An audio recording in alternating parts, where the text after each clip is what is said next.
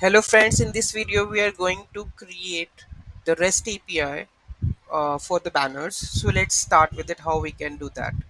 So I just do the compilation. I would say syntax error unexpected end of the file. Okay, what is the end of the file issue? There is this file. There is okay. There is one more.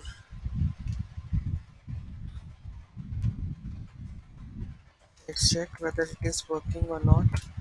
Okay, so here we are going to create the REST APIs from doing any extension that we can add into the backend, or you can we have so many module creator where there is image is required, so you can create that module and add that module in the Magento admin, upload the images over there.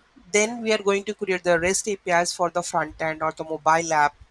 On the behalf they can show the banners on the category banners, on the promo banners, where they can be manipulated accordingly. Okay, so we are going to discuss everything on that one, how we can make it and how we can create it. Okay, so let's start with it.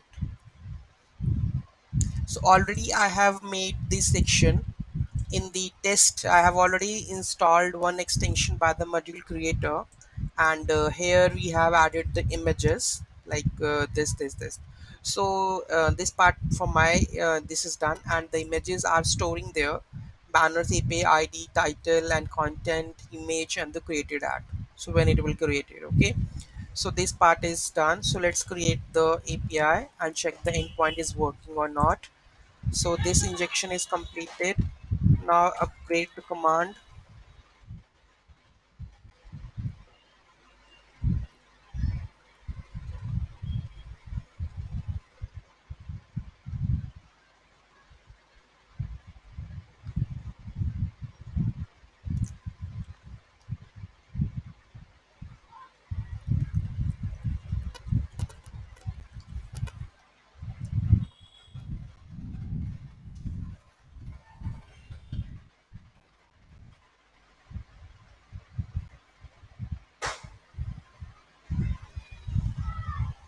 After this we will run the permissions and check what response we are getting from the API.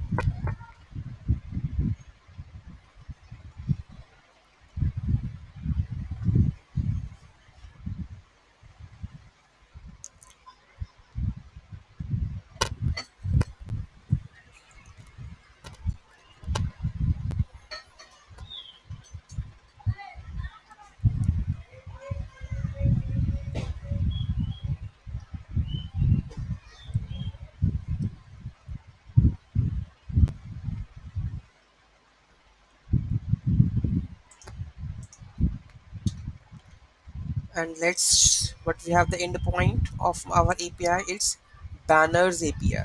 So I'm going to the postman and check banners API. So it's gonna be the get request localhost magento 2 banners API, banners banner API, and the banners API send preview. So endpoint is not this one. Localhost Magento 2 banners API. Maybe there should banner API, that is the endpoint. Here we should use index slash banners API. Notice now the API is working. Notice undefined index banner ID. So it says that the banner ID, here we are starting with the result factory I'm calling.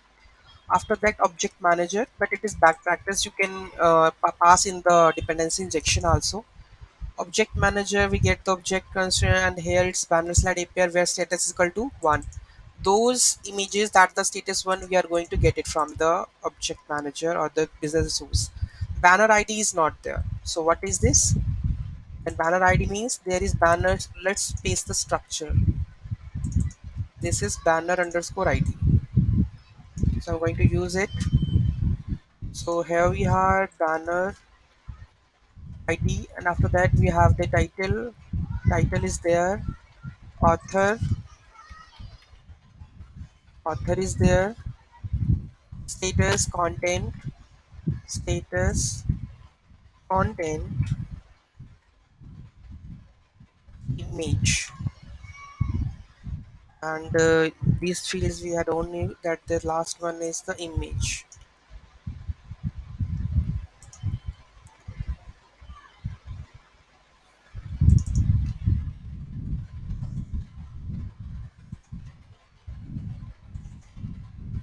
Title, author, status is content. Now image URL where we get the value image, and we have content already we have mentioned. Okay, so this line doesn't need anything. Okay, and it will return everything, I suppose. Image URL, that should be the image.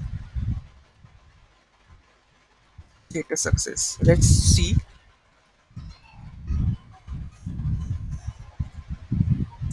Now hit the API. See, status success. You can modify data. What we have, the data: banner, API ID, title, author, status, content, and something. Let's check the image is working fine or not. Let me copy this. It is the same images that we have added or not.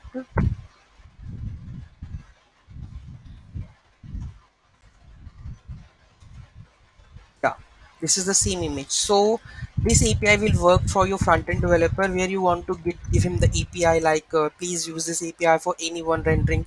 Suppose in the dashboard we can use this image URL to slide the banners, and if you want to modify the things, suppose we have the requirement like I want this banner to be on product detail page, this banner to be on category page, this banner to be on cart page.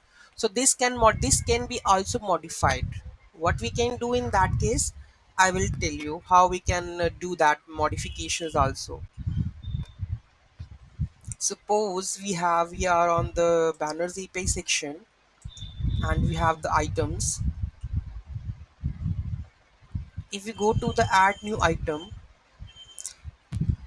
mm, see where we have the item information, here we can add two three new items like new two three input boxes where we can define or there should be a select box that this banner is for category, this banner for product, this banner for cart page. According to it we can handle the cases, or you can also add the sort order on which ordering it should go, so that this banner can be linked with which product ID, which banner is linked with which category ID. So this can be managed by this adding the fields, and also you need to create in the database also for saving that fields. Like if you have the link to category product, link to cart page, link to, so you can get these links and automatically this API will return everything.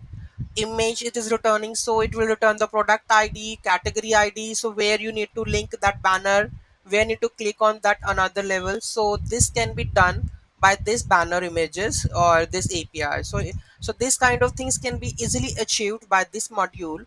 So I hope you will like this module, and if you have any queries please let me know. I will share the extension also because I have already created from the module generator, so it's not like this thing. So if you like the video then please do like and comment, so that if any issue, so that I can give you the things like how we can do that. Okay, so what we have to, I will brief summarize it what I have done. I have created the banner slider API from the module generator.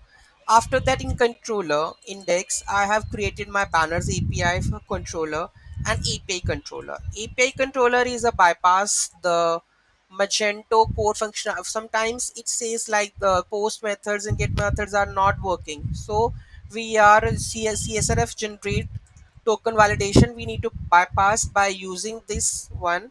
I am bypassing the things of the create CRS validation because without this it will not allow to do the API creation and all. So I have just do that, and I'm in the my controller, that is banners API, I'm extending this one. I am extends the banner slider API. I'm using the controller index API controller, and rest I just do the writing the function of the execute, and then it will retrieve all the data of the banners and showing in the front on the form of API. So this is how I have done this. So if you have any queries, then just let me know in the comment section. If you want this code, I will share with the Google Drive. I'll link on whatever we can manage it. Thank you for watching this video. Have a great day. Bye bye.